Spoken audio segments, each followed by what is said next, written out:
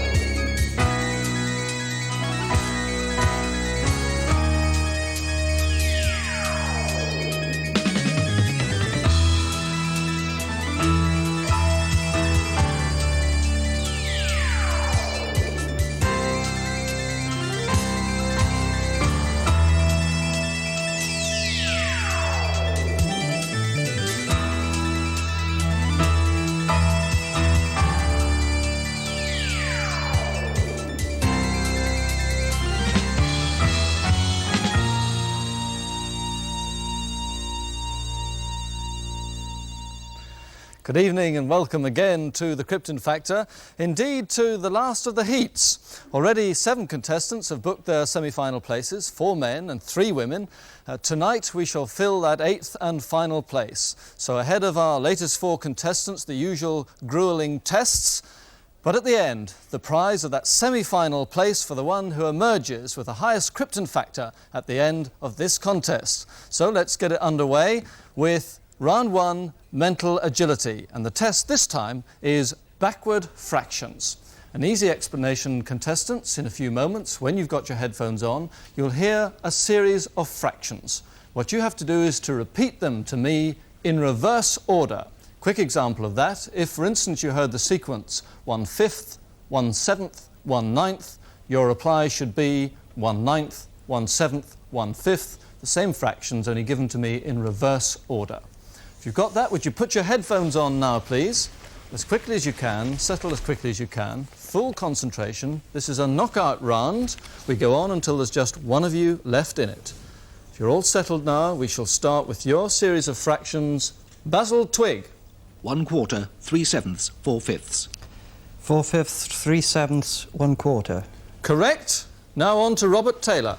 3/4, 2/3, 1/2. 1/2, 2/3, 3/4. Correct. And on to Vicki Richards. 5/6, 1/3, 9/10. 9/10, 1/3, 5/6. Also correct. And to complete the round, Derek French. 1/8, 2/7, 4/5. 4/5, 2/7, 1/8. That's correct. An all clear round. Let us now have 4 fractions. We start with you again, Basil, twig. 7/8, 1/2, 3/5, 5/6.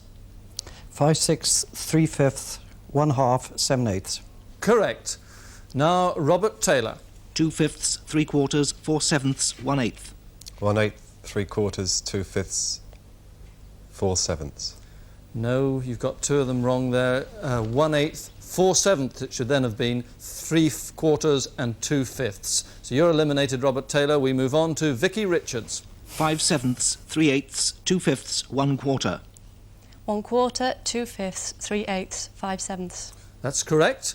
And now to Derek French. 1/6, 3/4, 2/9, 4/7. 4/7, 3/4, 2/6, 4/9. I'm afraid you got that one wrong as well. 4/7, 2/9, 3/4, 1/6 should have been the correct answer. 2 of you now eliminated as we move on with 2 of you to 5 fractions, starting with you, Basil, twig. 1/7, 5/8, 2/5, 1/2, 2/3.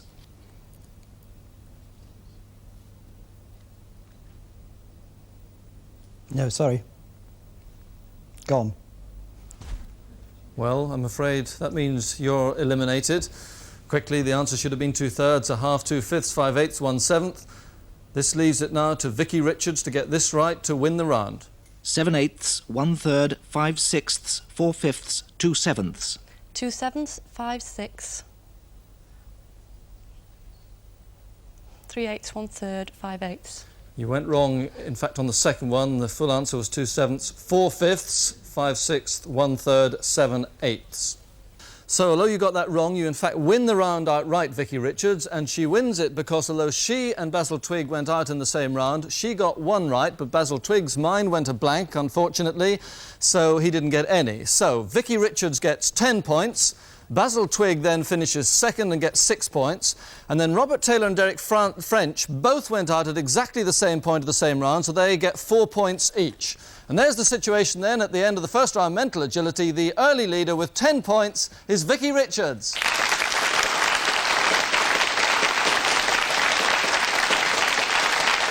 And we move on now to the assault course, and as you know by now, in this series, a time handicap rather than a distance handicap applies to sort out the difference between age and sex.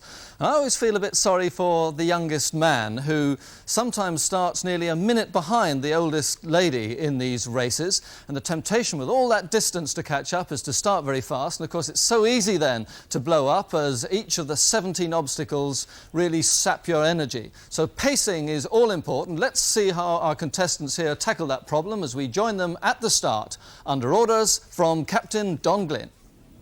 Competitors, take your marks. And it's Vicki Richards, being the only woman in the lineup, who has a sizable start over the men. She's 23 and she's starting 31 seconds ahead of the field. And just like Mary Humphreys a couple of weeks back, she'll want to get as far down that course as she possibly can before the men begin. She's a housewife from Rhyl in Wales. She scrambles over that 6-foot-high wall and goes on to the high balance, being encouraged by the army to keep going. But now Robert Taylor has started at age 34. He's 31 seconds behind Vicki Richards, a gardener from London, starting very fast indeed, splendidly over the rope swing and catching Vicki Richards right from the start. Now, has she opened up enough gap to keep going to the finish? But you can see how quickly Robert Taylor was coming through there. He's coming through very fast indeed in second place, but in trouble is Derek French. He started 39 seconds behind and he came down off that rope swing, but he completes it the second time. But Robert Taylor now coming closer and closer to Vicki Richards, who's in trouble. She's fallen off that monkey swing and Robert Taylor's gone through ahead of her. You can see him going through the picture there. Vicki Richards in trouble. She came off there and has lost her lead to Robert Taylor, who's keeping that early pace going. He's opening up a lead, but now Basil Twigg on the left there has started. 35 seconds he started behind and is catching Robert Taylor, it looks like. Robert Taylor, though, ahead. Vicki Richards going through the crawl section. Robert Taylor ahead. Basil Twigg looking fairly close behind him as they go to the later stages of the race. In fact, on to the final obstacle. Robert Taylor goes up, well ahead of Basil Twigg. In fact, it looks now as if he's got a sufficient lead to hold on there and win the race. Vicki Richards there in third place. There goes Robert Taylor, 3/4 of the way across the rope bridge now as Basil Twigg arrives on it. And Derek French in fourth place. But Robert Taylor now onto the platform, just has the drop to complete. No trouble at all for him. He's down in first place. And Basil Twigg coming home in second. Vicki Richards there third. Derek French fourth. But here comes Basil Twigg from Carmarthen. Drops down in second place. His glasses fall off as he hits the mat there. But he's all right, and so are his glasses. On now to the rope bridge. It's Derek French ahead of Vicki Richards. A couple of strides ahead as he's onto the rope bridge. Vicki Richards in fourth place now. But Derek French from St Helens, large strides going through. Vicki Richards fourth. Here now comes Derek French dropping down in third place. And so Vicki Richards, who started fast, of course, and pacing's all important. It's obviously caught up with her, but she'll be pleased to finish the course. It is a really tough one. Helping hand from the soldier. She just has this 18 feet drop to complete, which she does. She finishes fourth. Well, Robert Taylor says he only trained once for that assault course, which makes it a splendid performance by him. The clear winner, and he gets 10 points.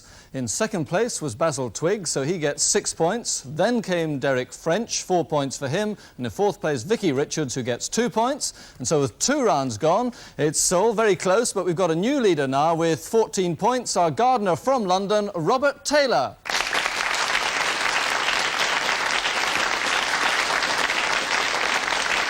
So, quite a battle developing there for that one semi-final place as we move on now to the intelligence section, and a really intriguing problem here for our contestants to solve. Can I ask you now, contestants, to step down behind your benches while I explain it to you?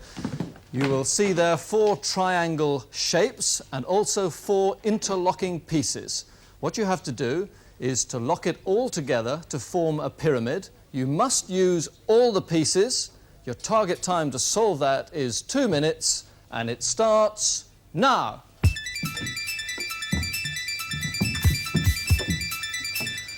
Well, what all the contestants need to do here, as Basil Twigg and Robert Taylor have already spotted, and so too has Derek French, is to line up the 4 triangles in the right way and then fit in the interlocking pieces. Now, if the triangles aren't lined up, aren't in the correct position right at the start, then the contestants will have trouble.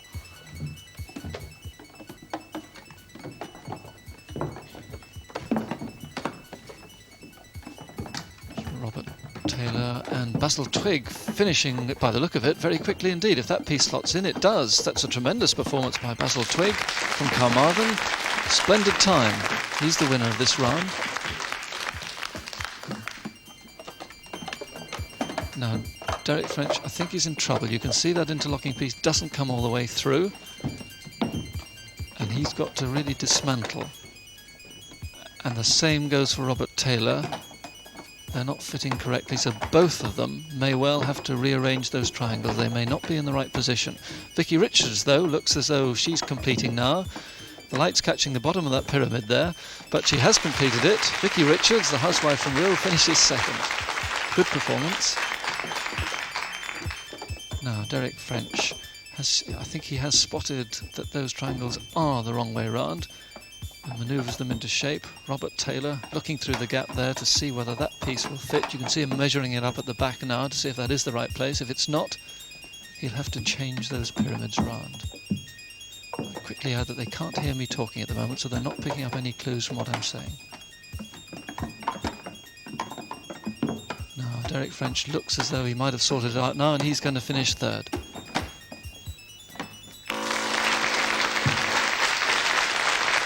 Right, hold it there. Robert Taylor defeated by the buzzer, I'm afraid, but let's award the points now. Fastest to finish correctly to Basil Twigg, so you get 10 points. Then in second place was Vicki Richards, so Vicki gets 6 points. Then, just beating the buzzer there, Derek French, 4 points for him. Robert Taylor failed to finish, he gets 2 points. We feed those scores now into the master scoreboard. And there, just look at that for a tight situation. First we had Vicki Richards in the lead, then we had Robert Taylor in the lead. Now we've got a new leader with 22 points, the genealogist from Carmarthen, Basil Twigg.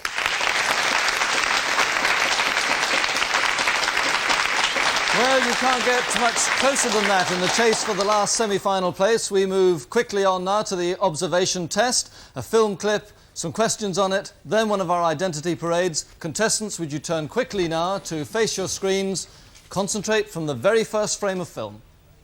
You won't find cheaper down East Lane. No, there's no one price.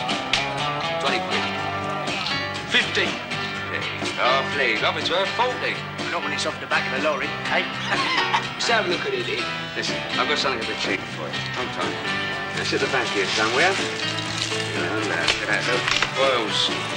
What are you doing? What's your game? What's your game? Well, I'm more interested in that, ain't I? Now look, 15 quid, 15 quid. No, the other thing. Have your league, son, it's have your league. Ah, come on, where'd you get it? Listen, got it off a Yank. And he got it off his granddad, Butch Cassidy. Yeah. Of course, I've had them checked, they're okay. They've been rid cakes for 38s. Hey, look, I might be able to... Hello, Artie. Fancy a drink? What? No. Some other time, eh? Whoa. See you later. Alligator.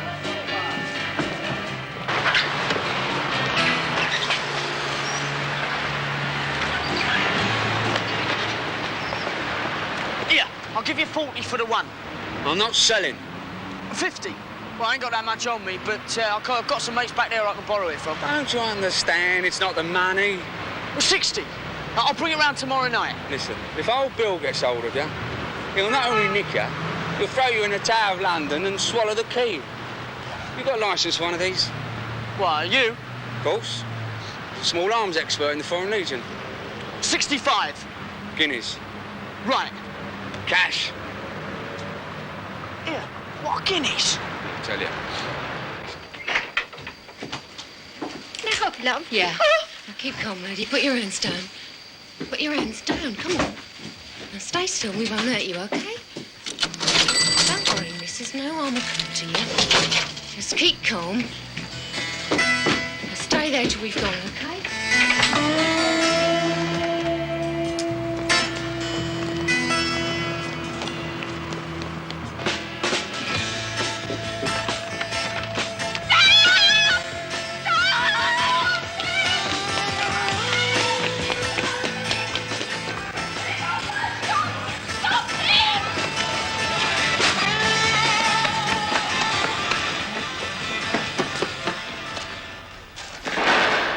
A clip there from the Sweeney. Turn now, ready for your questions. We start with you, Basil Twig, an either-or question. Did the girl steal notes and change, or just notes? Notes. Just notes is correct. 2 points to you.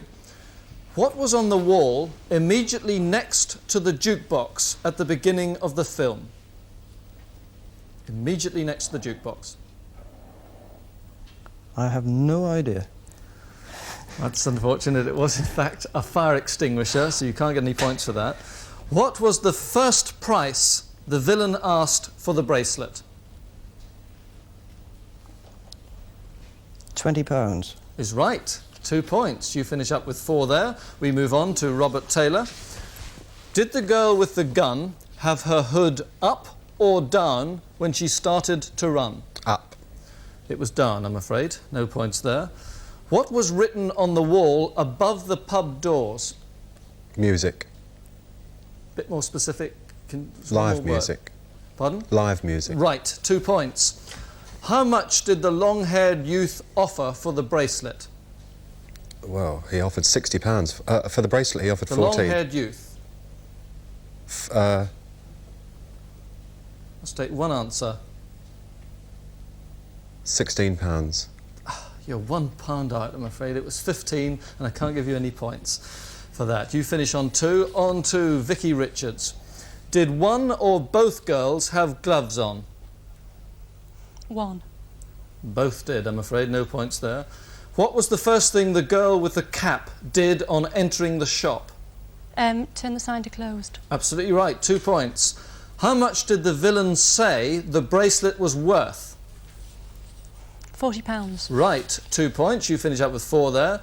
Derek French, did the pub and shop accept luncheon vouchers or just the shop? Just the shop. No, they both did. No points there. What was the second item the villain tried to sell? Watches. No, it was a pearl necklace. No points there. How much did the youth offer for the gun to begin with? £40. Right, so you get 2 points there. That finishes the individual questions. We move on now to the identity parade. You will remember the very beginning of the film. A man in the pub selected a disc on the jukebox. He then took his pint mug down from the top of it and walked away. That's who our contestants have to identify. It's a tough one, but we have 9 young men here. One of them played the part in the film. Which one? Repeat, it was at the very beginning of the film, the very first frame we saw. A young man selected a record on the jukebox.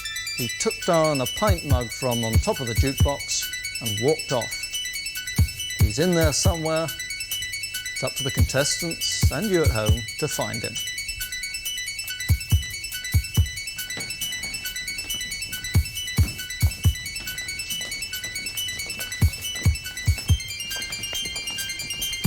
So the moment fast approaching, contestants, when you'll have to make a decision. You've got indicator panels in the armrests of your chair. When I give you the word, press the number that corresponds with the man in our identity parade, the man you think was in that film.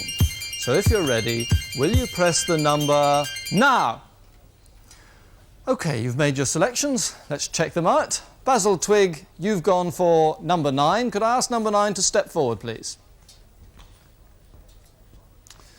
Robert Taylor has gone for the same man, number 9. Vicki Richards has chosen number 7. Could he step forward, please? And Derek French has chosen number 6. Would he step forward, please? So those are the selections of our contestants. Did anyone get it right? Let's find out now as we ask the man who appeared in that film to make himself known to us. Now, please. There he is, number 7, actor Mark Holmes. And so it was just Vicki Richards who spotted him. A tough one this week, but she gets the extra 4 points and in fact wins the round outright with 8 points. Then came Basil Twigg with 4 points. Robert Taylor got 2 points, and so indeed did Derek French. So with just 1 round to go, we feed those scores into our master scoreboard, and there, a close situation. We've had 3 different leaders. Now 2 of them share the lead. With 26 points, we've got Basil Twigg and also Vicki Richards. So in the chase for this last semi-final place, it's really close indeed. It's still fair to say anyone could win it with this general knowledge last round rapid-fire questions. Could you be ready on the buzzers now, please? There is just about 3 minutes to go as I start with the first question. Which chemical element is symbolised by the letters PB? Vicki Richards. Lead. Correct, 2 points. Who led the Liberal Party before the accession of Joe Grimmond? Robert Taylor. Don't know. You lose 2 points, I'm afraid. Clement Davis is the answer. William Davis was succeeded by Alan Corran as editor of what? Punch. Robert Taylor. Punch. Correct, 2 points. What is a Suffolk punch? Robert Taylor. A horse. A shire horse. Right, a cart horse. We'll take 2 points. What was visualised as a cart horse by the cartoonist David... Interrupted by Derek French. TUC. The TUC is correct, the Trade Union Congress. Who is the president of the National Union of Mine Workers? Derek French. Joe Gormley. Correct, 2 points. Joe Gargery appears with Pip in which Dickens... Interrupted by Robert Taylor. Great Expectations. Correct, 2 points. The Great Eastern Steamship was designed in 1858 by whom? Basil Twigg. Brunel. Correct, 2 points. Brunei is a state on which island? Robert Taylor. Borneo. Correct, 2 points. Who wrote about Elsa the Lioness in Born... Interrupted by Derek French. Sorry, gone. You can't answer once somebody's got it wrong. It was Joy Adamson. You lose 2 points, Derek French. Which son of Adam went and dwelt in the land of Nod? Robert Taylor. Seth. No, it's Cain. You lose 2 points. What is a Malacca cane? Robert Taylor. A walking stick. Correct, 2 points. What is the staff of life? Vicki Richards. Bread. Correct, 2 points. Who said, when there was no bread, let them eat... Interrupted by Robert Taylor. Marie Antoinette. Right, said let them eat cake, 2 points. What is the profession of Antoinette Sibley? Derek French. Ballet dancer. Correct, 2 points. 1 minute to go. Bally High is a song from which American musical? Derek French. South Pacific. Correct, 2 points. The Pacific Ocean was named in 1520 by the first circumnavigator. Derek French. Magellan. Correct, 2 points. McGill University is in which country? Robert Taylor. Canada. Correct, 2 points. Who wrote the play Candida? Derek French. Bernard Shaw. Correct, 2 points. What is a shawm, spelled S-H... Interrupted by Basil Twigg. It's a musical instrument. Correct, an oboe, 2 points. In which opera by Gilbert and Sullivan does the character Ralph Rackstraw appear? The answer is HMS Pinafore. 15 seconds to go. What is HMSO? Robert Taylor. Her Majesty's Stationery Office. Correct, 2 points. In the Roman Catholic Church, how many Stations of the Cross are there?